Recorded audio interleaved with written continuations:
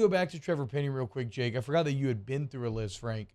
So here you have a first-round pick for the New Orleans Saints, a big-time pick, a left tackle, the man who is supposed to fill Teron Armstead's shoes, which if you look at Miami, and one of the reasons why they improved so much this year, Teron Armstead was a huge piece of that. So my point in saying that is these are very big shoes for Trevor Penning to try and fill.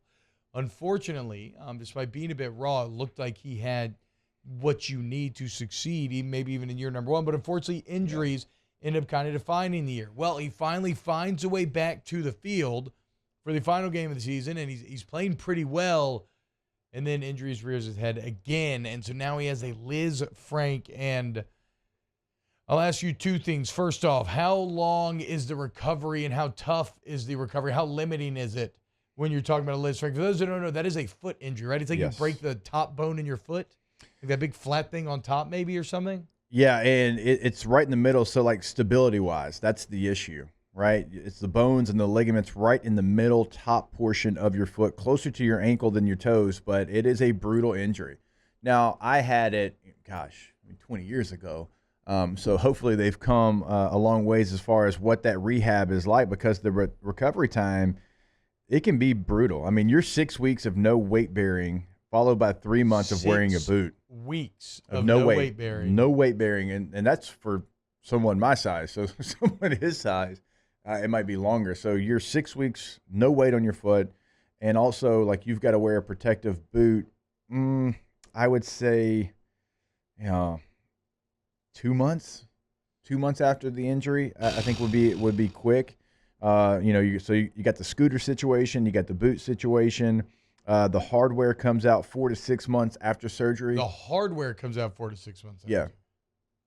So and depending on how bad it is, but like, you got to think the middle of your foot and like everything that you cut and you anchor for an offensive lineman, like it's on that point of your 100%. Foot. And it can be a brutal injury to come back from. Again, mine was a long time ago, and so maybe they made some advances. I don't think they have. I mean, Matt Locke had it when he was at LSU. The broadcast was saying 6 months. So, or the report. Trevor Penning will be ready for training camp, in my opinion. I think he can get there. But he's going to, yet again, miss very important time during the spring and during the summer. So that's obviously what I was going to get with you next, is like when you're talking about Penning, a rookie going into year number 2, which a lot of times are, at least I can't speak to an NFL level, but from a college level, certainly myself and many other people and players that I know, the biggest jump that you feel is like the most drastic is year 1 to year 2. It's such a crucial offseason. Yep. He's expected to be your day one starter next year. There's going to be no easing in. Like, he needs to be starting at left tackle. How impactful is it that he's not going to get any of this prep time? It's very. Certainly if you bring in a new offense, like we're thinking might happen with New Orleans. Now, nothing's been made yet, but teams are starting to make moves. Like Lombardi got fired from the Chargers yesterday. So teams are starting that process, and we expect the Saints are going – if they're going to make changes, it's going to be on offense.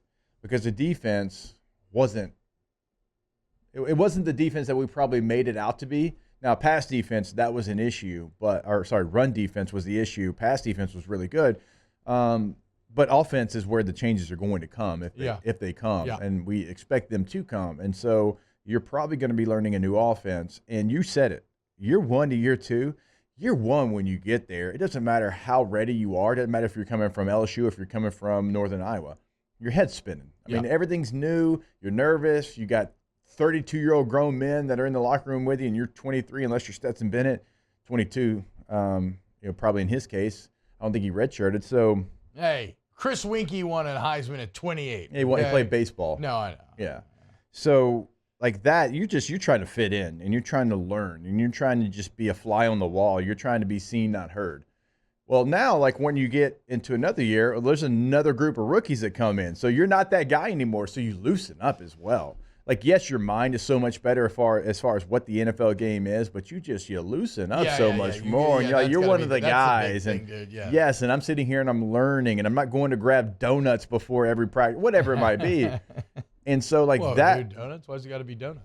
Just because the O-line? That's what we all grabbed. Okay. Just Yeah. making sure. It's either donuts or Popeye's chicken for me whenever I had to go get the meal. Forgot to get Popeyes. We had a the other Popeye's day, like Andy. right on the hill, San Diego. You've just incepted me. It's almost a guarantee I will get Popeyes at some point. Good. I'm glad I could do that for you. So, like that portion of it too, and he'll still be around, but he won't be out there at practice, and just learning the calls and having a familiar presence with your left guard and, quarterback cadence, depending on who the quarterback's going to be. All those things are very important. Yeah. When you're going from year 1 to year 2 and you didn't play a lot in year 1. No OTAs. And so it's going to set him back a little bit. Not to say he can't be ready for whenever the season starts, but not having those situations. And also you're going to have a guy at left tackle that gets all of those reps. Mm-hmm. He's going to do, and I'm sure they're going to ease him into training camp as well. So I mean, that's bro, and that is maybe the bigger fear here, and you kind of touch on it when you reference maybe his size affects like the time that you are non-weight bearing, but it sucks. But that's a big that's a foot injury of that sort is a red flag for a big man. Always has been. Don't care the sport, if it's football, basketball, whatever. And I wish Trevor Penning nothing but the best because, like I said, he looked badass when he was playing in this final week of the season. But it is the salt in the wound that in a week 18 meaningless matchup in which you lost to Sam Darnold completing 5 passes for like 44 yards or whatever it was, that your first round pick left tackle gets maybe the biggest red flag injury that you could get. I mean, it's but it's the perfect way to end a season filled with weeping and gnashing of teeth. Yeah, for their, sticking up for them and their sake, they had to. I mean, he didn't play a lot all year. He missed so much time. I'm not saying they should have sat him. Okay. I'm saying no, it's just bad luck. Yeah, It's just awful luck. And the fact that you lost in a very embarrassing fashion, just like I said, salting the wound. Yeah, and obviously, like, he was one of the first-round picks. You had to. Now, he wasn't the guy you traded up for. That was Chris Olave. And by the way, I know you gave up a lot, and you gave up what potentially could be a big pick this year, but let's not make any mistakes about it. Chris Olave was a dude. I mean, he's one of the best offensive rookies in football. Yeah, he was awesome. And so, that's a portion of it that we probably don't talk enough about. I'm not talking about just us. I'm talking about anybody that covers the Saints. Like, the guy that you did make that move for turned out to be one of, if not the best offensive rookie in football. And looks like he's going to be there. And he's going to replace a disgruntled Michael Thomas, who you signed to this huge deal. You restructure it. And so, like, you don't have to go search for that number 1 receiver. Yeah. Like, I expect him to be the one coming into next season. Yeah. There's, and like Mickey Loomis said, there's still nice pieces for sure. It's just a bummer that happened to that happened to Penning. I mean, what happens with Michael Thomas? Okay, so I think you might have been in LA when we dove in on this because, of course, Underhill and Triplett had a really good write-up explaining the contract mechanics of it. But essentially that rework that they just did is it's basically saying he's cut. All it is a way of being able to cut him before June 1st and spreading out the cap hit over 2 years versus him counting for like $30 million if you want to cut him before That's going to go down as one of the worst contracts in NFL history. So this is where it gets interesting. I mean, okay, so one of the key differences is when he signed it, he set the record the next year. Yeah. So he got and the first year you got your money's worth and then some. After that, you certainly have not. Does the explosion of the wide receiver market in the interim change that at all? Because now, like, at the time, 20 million receivers, like, what?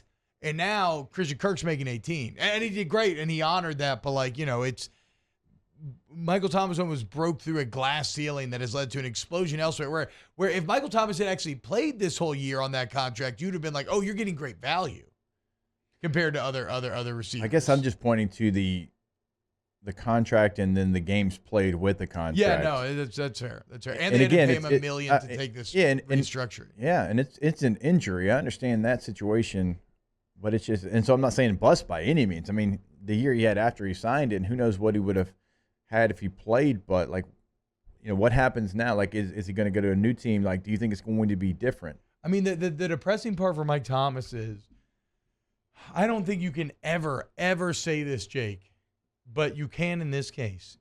He was literally, and I know I overuse that word, but Jake, he was literally on a first ballot Hall of Fame path. I mean, Mike Thomas's first 4 years in the NFL really defied logic. I mean, it was starting at 90 catches, then over 100, then 110, 120, and then what was it? How many did he end up grabbing that year? Was 170 or no? What was the final number? We'll have to look at maybe 149 around there. I mean, when we did this about a week Let's ago. go. Yeah, What come are on. we Y'all need doing? to wake up, Looking dude. it up. Wait, Mario, you've been on vacation, okay? So I'm giving you a little bit of grace here. Get back in the flow. You're looking good. Danny, I'm about to come over there and see what you're looking at. You got your Staquavius fade going on. We're proud of you. No polo today. We got the black shirt on with the gold chain, the gold watch. You look great.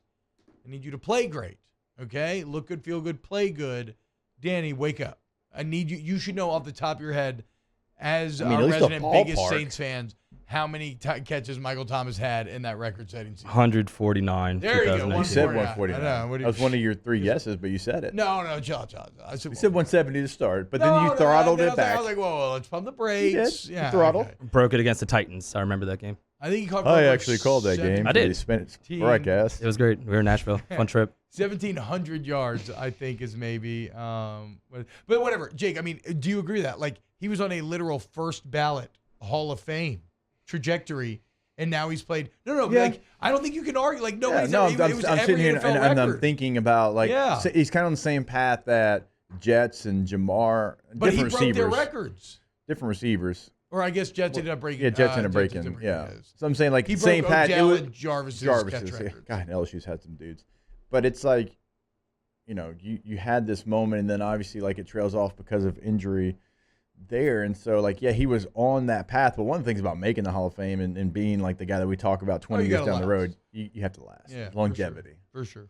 Because there's been flashes of guys, like, that's why Terrell Davis, when he made the NFL Hall of Fame, it was kind of a controversy because he did it in that flash, but it was a short career. So I guess to sum that all up, here's to hoping that Trevor Penning can overcome what is a very unlucky hand that he got dealt. Unlucky foot. In the yes, I can't believe I missed that. Yes, being dealt a very unlucky foot in the final week of the season.